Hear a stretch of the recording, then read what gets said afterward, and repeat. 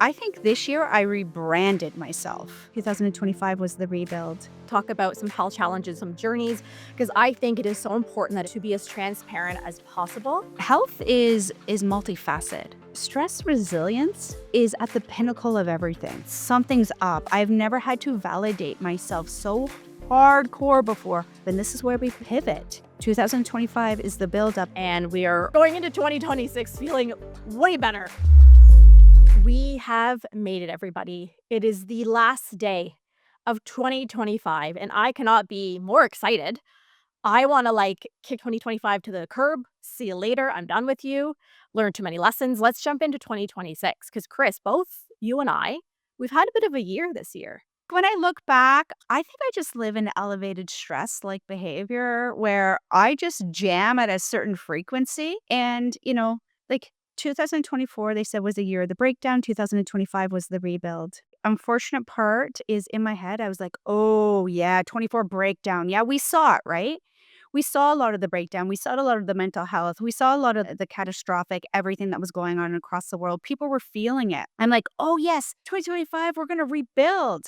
It's so awesome. And then rebuilding again is like a house where you have to pick out all the features. And now you realize that all your furniture doesn't go and it looks hideous.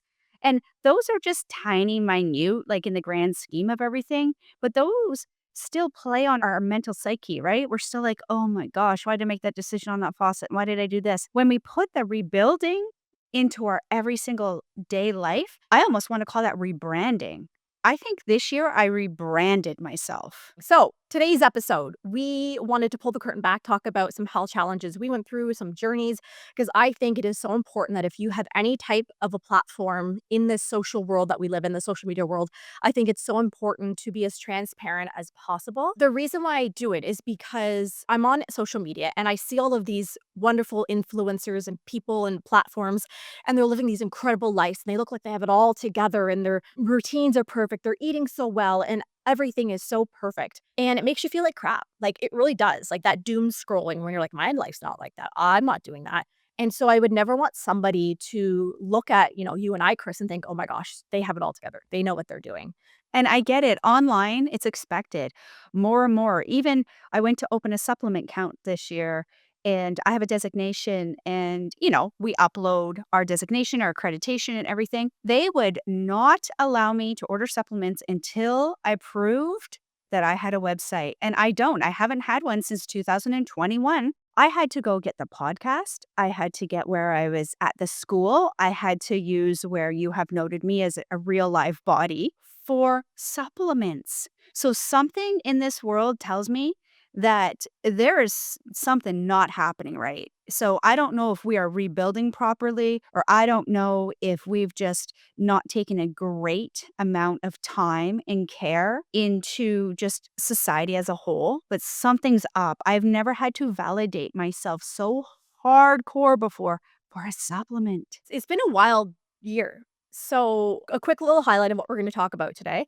We're going to go through my pregnancy losses and fertility, things, testing that I've done, my low key, mental breakdown that we had. What else can we throw in there? Cris has finally accepted that she may be dealing with something, which I'm really excited that she's going to confirm today for everybody because I figured it out for the last year, but she did not want to admit it to herself. She feels physically ill right now, even me mentioning it. Look at my cheeks. Honestly, look at this shade of red. I know. I can see it going red. And you want to know what else we should include in there? How you and I both messed our ankles up earlier this year.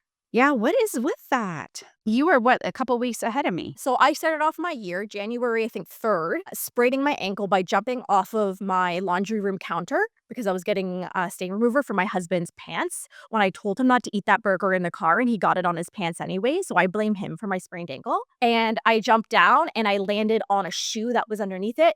Grade 2 sprain, couldn't walk on it. That's how I started my year, where I couldn't use it for 12 weeks. Yeah. And I tore my ATFL May 4th. I will remember that date. It is debilitating. It is absolutely, and it's my driving foot. I was couch bound. I put it this way. Steve was saying to another mom on Tegan's basketball, because one of the girls just tore her ACL. It's actually two girls on her team. And as soon as this girl went down, she's like, my knee. And I just went, That's a torn ACL. That is full on.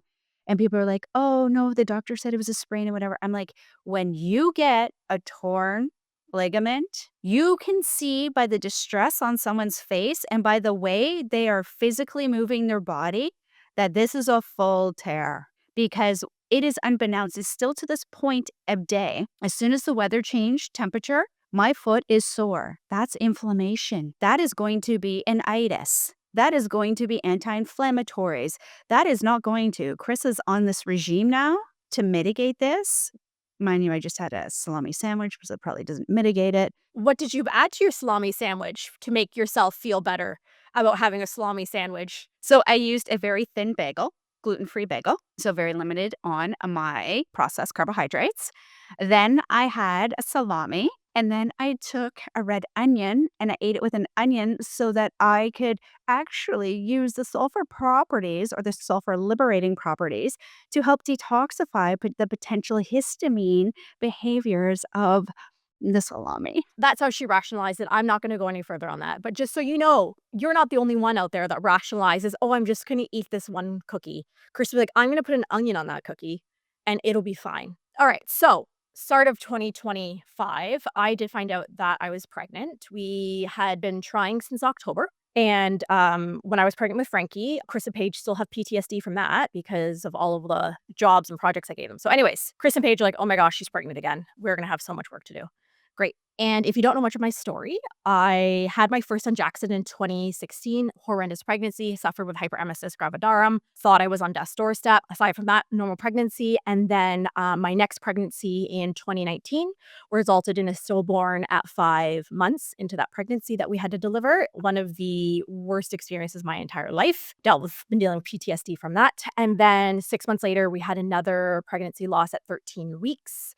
And that I went and had a DNC for because my husband said you mentally and emotionally will not survive another induced labor. Then we ended up getting pregnant with Frankie, our other son, in 2021. Again, hyperemesis for all of these pregnancies, by the way, all of these. And then Frankie, easy-ish pregnancy, I guess we could say.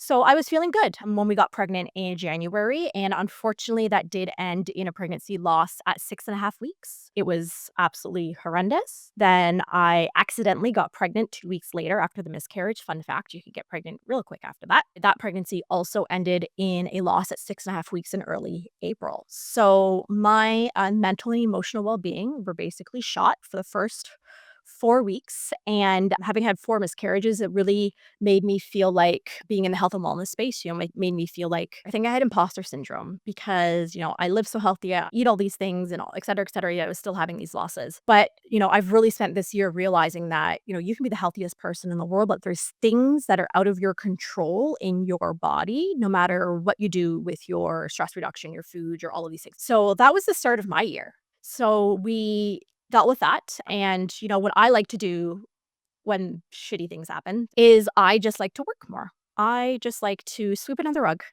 Be like, let's not deal with this. I'm just going to work a little bit harder and destroy my nervous system. So that brought us to what? May. And then you sprained your ankle Yeah, I sprained my ankle. and tore the ligament. Torn, like snap, gone, pop. So, yeah, I did that. And I watched more TV than probably in the last 24 years. Yeah, she was like, Katie, what else can I watch? I finished Netflix. There is nothing. I think I became accustomed to you let me enter in the Audible world Yes, I did give her access to my Audible. because I was like, what left? What? There's nothing. I cannot watch a repeat. Of course, I'm still waiting for you to read some of the spicy books, but that's fine. Well, I don't know the names of them. Chris, did you know I have read 100 books this year? 100 on my Goodreads. Do you know I have listened to at least 12? I'm a fast reader. And you wanna when I did have the pregnancy losses, I took 1 week or 2 weeks off after them. Do you remember? You took 1 week for the first and then actually 3 for the second. There was 2 where it was 1 and then another one, and then it was like you actually succumbed to the 3rd week. You were like, "I am not ready." Very unwell. So I did a lot of reading this year, you guys, because that was my escapism. Then, do we wanna talk about July? I don't even remember July. What did I have for breakfast? Because I'm pretty sure I put onions in that too. So I don't know. That was the, online bullying in the Reddit forum that we discovered Yes, we were told about a very nasty, very vicious, very malicious Reddit feed about me that somebody had posted. Which is the second post because this person did it a year prior. Yes, so we have narrowed down who we believe it is. Unfortunate part is it most likely is another practitioner based on the FBI, CIA level work that Chris and Paige did. Maybe people need to know don't need to know about, like, when I get that feeling, what that really means. So, yeah, 110%.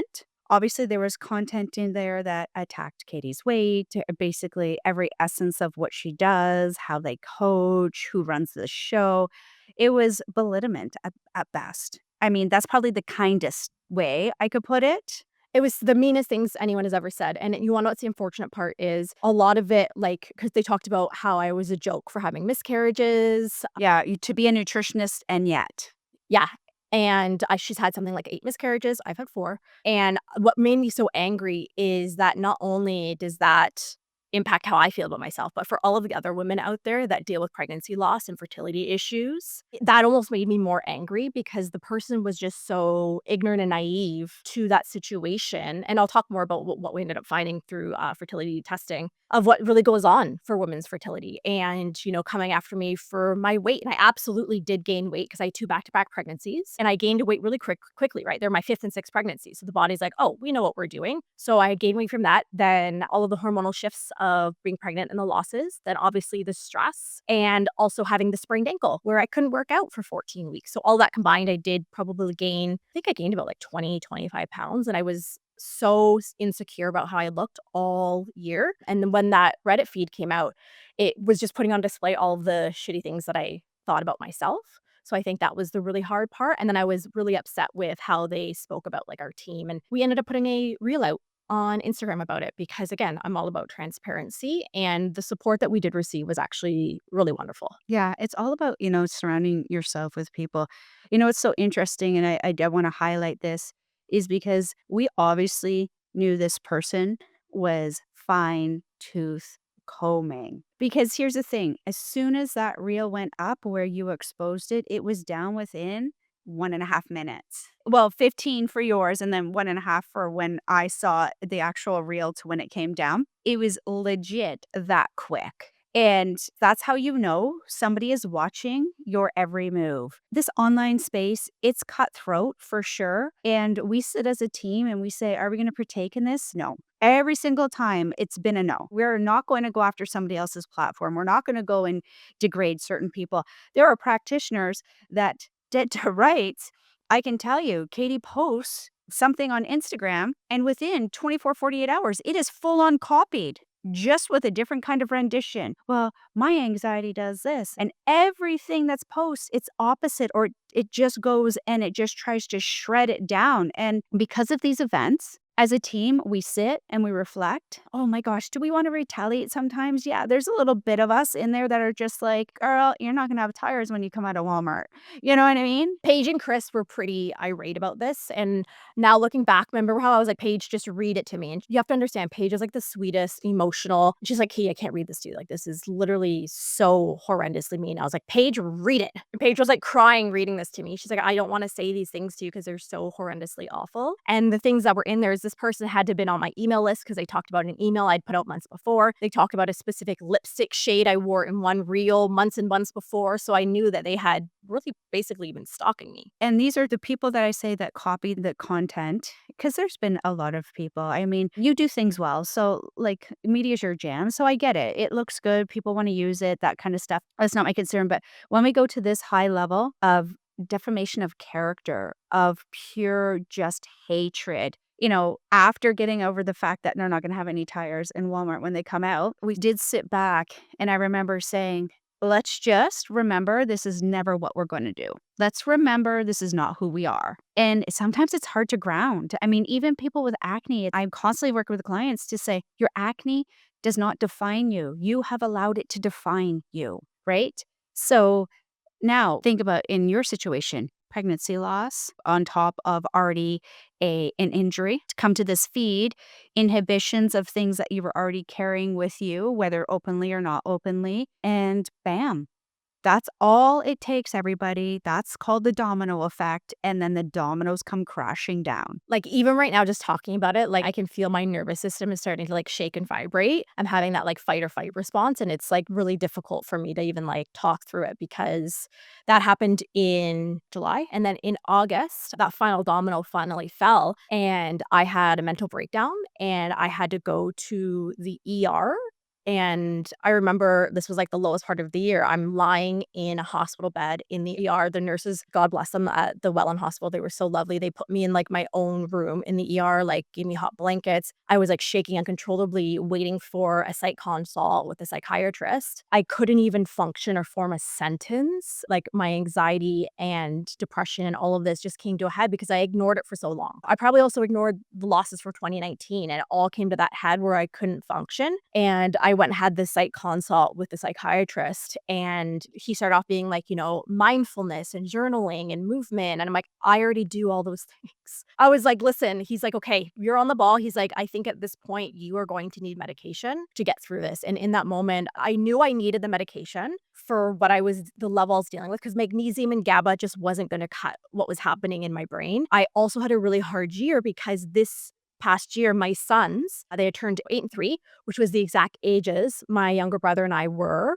when we went through the worst of, like, our childhood traumas. So when my kids turned that same age, it was a really difficult, like, mindset for me to be like, "I can't believe that my father would treat us like and do those things at that age." So that also started to come into play. So I had told all of this to psychiatrist, and he's like, "You're at the point where you need to have medication while we can calm everything else down." So I did end up taking it. In that moment, I did feel like the imposter syndrome again, but I learned that there are instances when it's required. Yeah.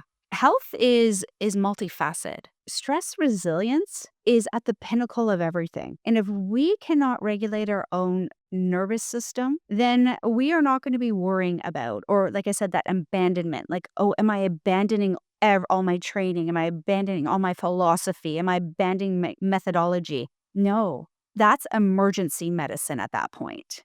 Right? And I think we even had this conversation because you were like, as much as I want it, and we're toggling. And I say, okay. So then we have to ask, if you take medication, we already know what it does. That's the best thing about being educated. We already know what this does. What's the game plan to come off? What are the checkpoints that you're going to ask? What's the additional therapies that you're going to go through? Which is different modalities that you're going to hit?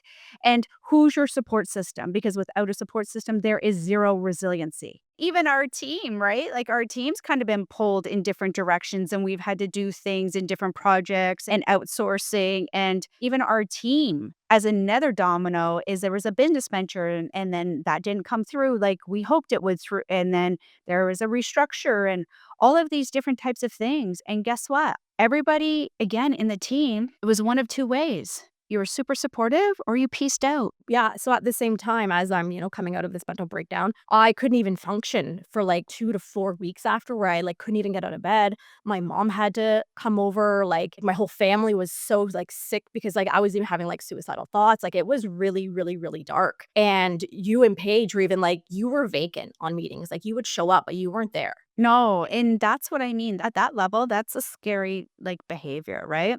Anytime that somebody goes through, like, I can't drive, right? I'm sitting on my couch. Steve has to pick that up. He really does.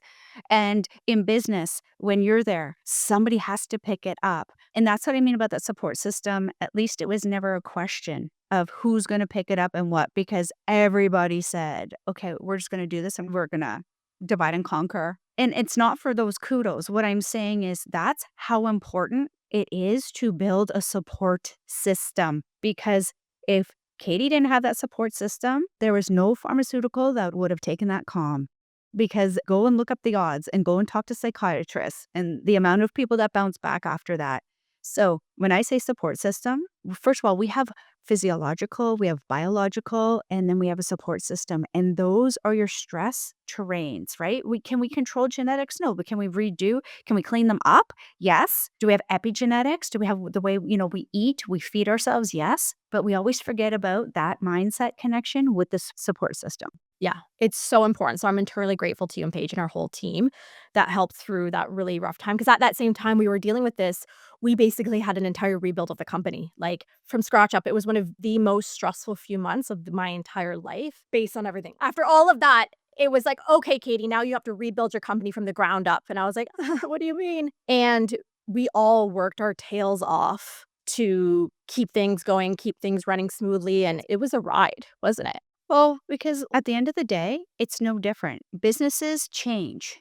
Things happen. And that's different. Like, so when we're looking at the business, we're like, oh, that's a trend. This is a was it strategically, okay, maybe we missed the mark about 2 years. This happened faster. And society, that it was the unknown because everything we had in place is still in place. There's still big players of what's coming down and what's coming up, but society changed. So think 2024 was what?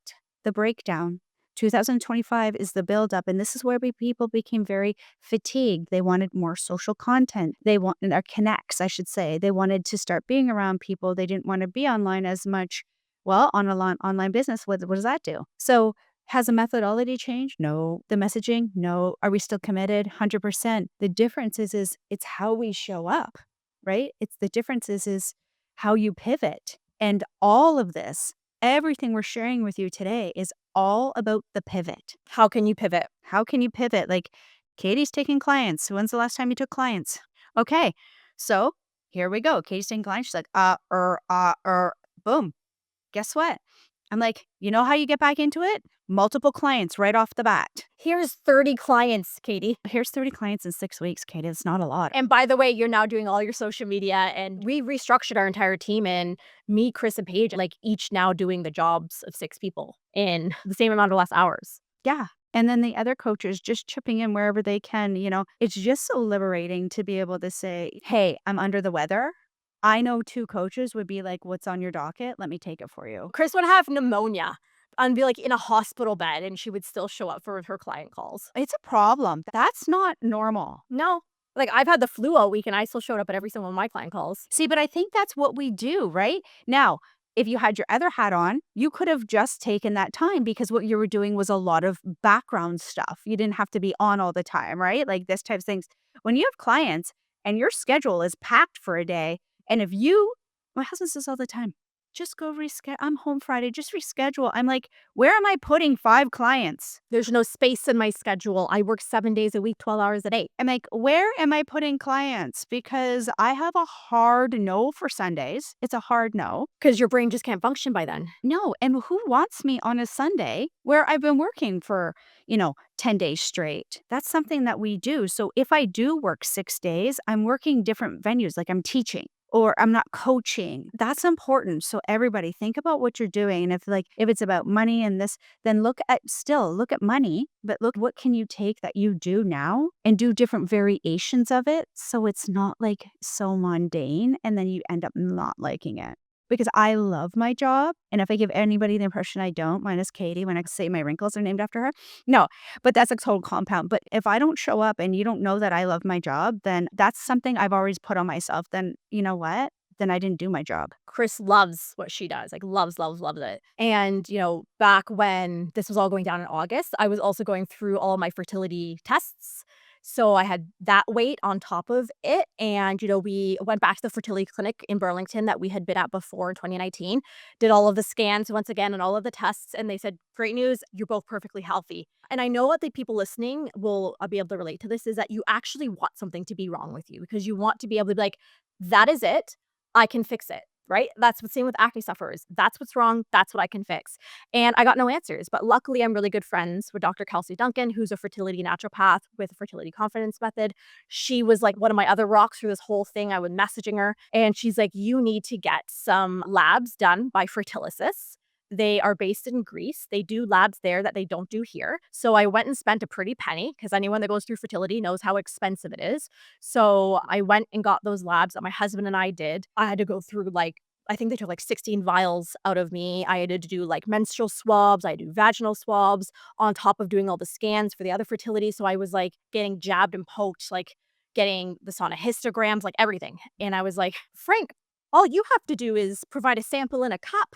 And I'm over here getting sauna histograms and getting all of these swabs done. And I'm like, being a man is just so much easier, isn't it? So we ended up getting the labs back from Fertility in September and finding out that I have some really deep immune system issues where my immune system is seeing his DNA and targeting it because as a foreign invader. So these are the things that are genetically out of hand.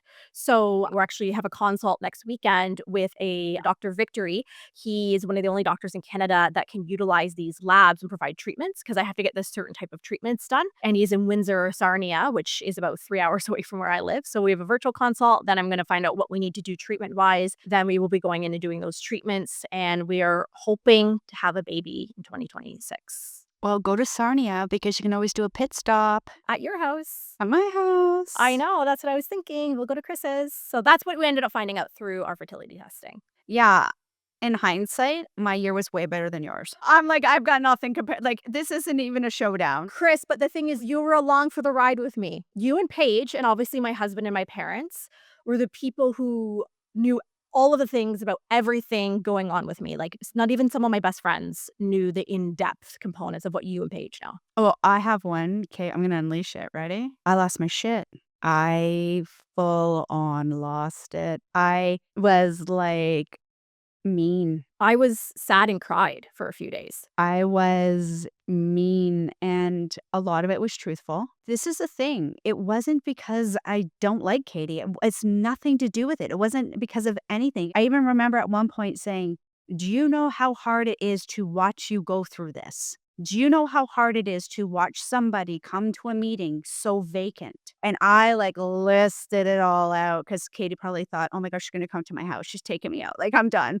It wasn't even a long conversation. But when Cris has things on her mind, she can share a lot in 45 minutes. So my whole thing is, and I don't know if I've ever shared this, it was now looking back on the conversation and in that light, you're like, when you were there for the ride, that's actually the missing part that I was there. So like I can go and be like, yep, that was inappropriate. And yep, I shouldn't have said that and whatever. The thing is the people as the bystanders, the people that are watching, and it wasn't actually complete bystander. I was in it to a certain point.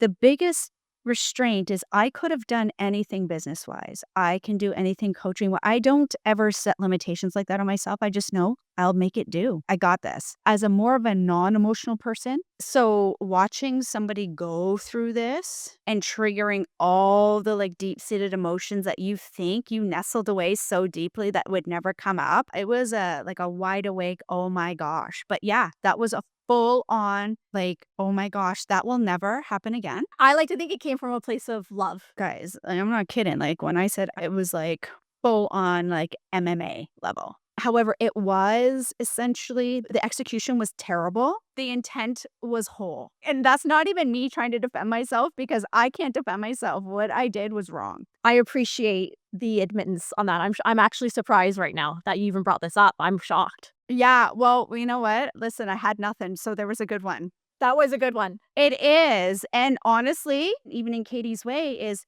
it took a solid probably 45 to 60 days for you to almost trust me again. And what I mean trust is never about work, never about anything. It was give me information so that you didn't think I was going to judge you for it. Right? Because I'm pretty sure I pulled things out from 1932. I can't remember the full conversation other than I was like, oh, so we're going to this level? Okay. And I was all calm. And then there was no yelling. What was funny is this started out as a meeting between me, Cris, and Paige. And then Cris and I got into it really quickly because Paige hadn't arrived yet.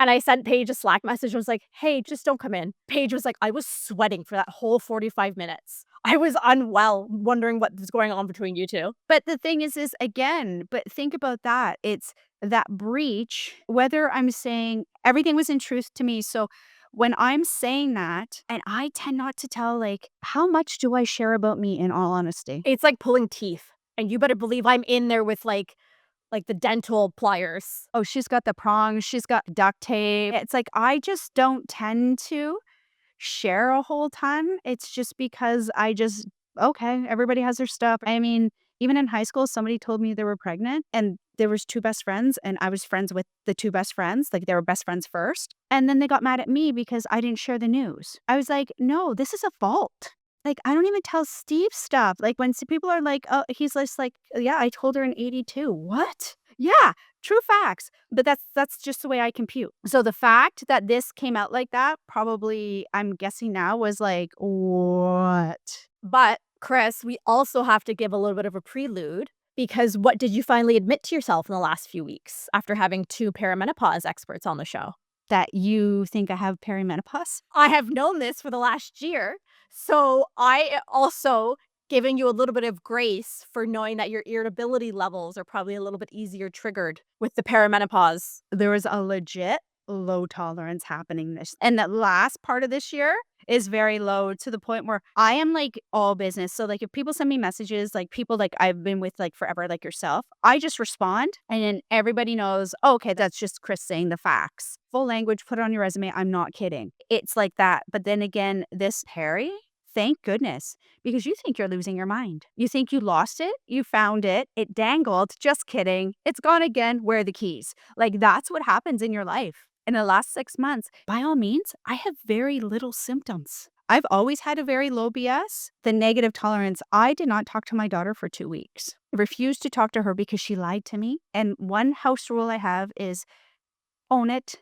just own it. Everybody who knows me, even if I don't wanna own it, I'm gonna own it. It sucks, but guess what? I did it, so I have to own it. So if I always say to people, if you don't wanna have to own it, don't do it. This is probably why I don't talk a lot. But yeah, Perry, mm-mm.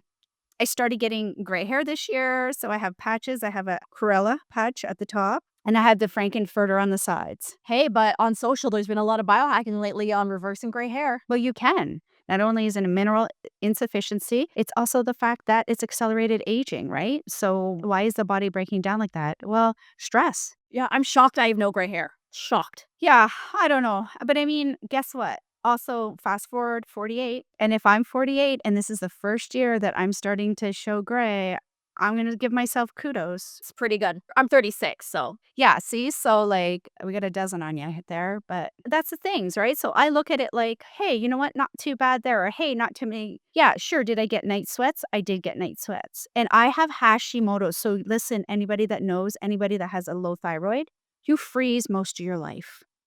You were cold. You were like an iceberg. And then all of a sudden, when you were like, why are there so many blankets on this bed? It's a problem. So now I've regulated through that. You know what's really helped? Sauna. you love your sauna. She does. I cannot tell you how that has helped immensely.